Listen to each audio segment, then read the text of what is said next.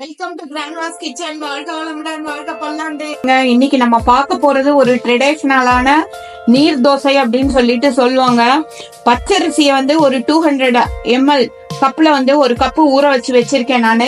ஒரு மணி நேரம் ஊறினா போதும். பச்சரிசி சீக்கிரமா ஊறிடுங்க. இப்ப இத தேங்காய் கூட போட்டு அரைச்சி அப்படியே இன்ஸ்டன்டா தோசையா வாக்கலாங்க. அவ்வளவு நல்லா இருக்கும்.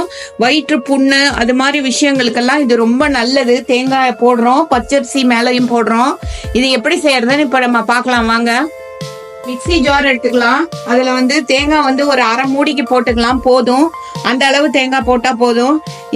இதுல பச்சரிசியில இருக்கிற தண்ணி எல்லாம் நல்லா ட்ரைன் பண்ணிடலாம். மாவு நல்லா அரைச்சிட்டோங்க.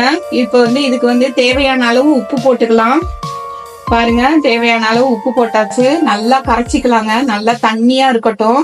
அப்பதான் தோசை ஊத்தி நல்லா சாஃப்டாவும் சூப்பராவும் வெள்ளையாவும் வருங்க. இது தோசை எப்படி வாக்குறது, ஒரு 1/2 hour அரைச்ச உடனே ஒரு 1/2 hour அப்படியே மூடி வச்சிடலாம். அவ்வளவுதான், போதும். நல்ல சாஃப்டான தோசை நம்மளுக்கு கிடைச்சிருங்க.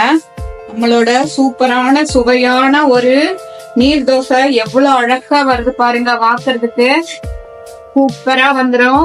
அப்படியே கோல்ஸா ஃபுல்லா இருக்கும். அங்கங்க மாவு கொஞ்சம் நிக்கிறத அப்படி நம்ம லைட்டா ஸ்ப்ரெட் பண்ணிடலாம்.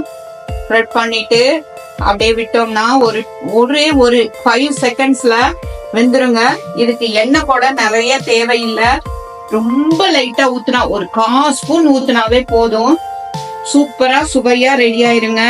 பாருங்க, அது ஊத்தின உடனேயே சைட்ல எல்லாம் அப்படியே லைட்டா தூக்கிட்டு வந்துருச்சு பாருங்க. அவ்வளவு சுவையா, அவ்வளவு ஈஸியா இன்ஸ்டன்ட் தோசையாட்டம் நமக்கு ஊத்துறதுக்கு வருங்க. இது ரொம்ப ட்ரெடிஷனலான ஃபுட்டு. இதோட சூப்பரான சுவையான ஒரு தோசை ரெடி ஆயிடுச்சு, நீர் தோசை.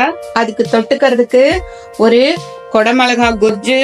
ரெண்டோட காம்பினேஷனும் டேஸ்ட் அப்படியே அள்ளிட்டு போகுங்க. தேங்க்ஸ் ஃபார் வாட்சிங் அவர் கிராண்ட்மாஸ் கிச்சன்.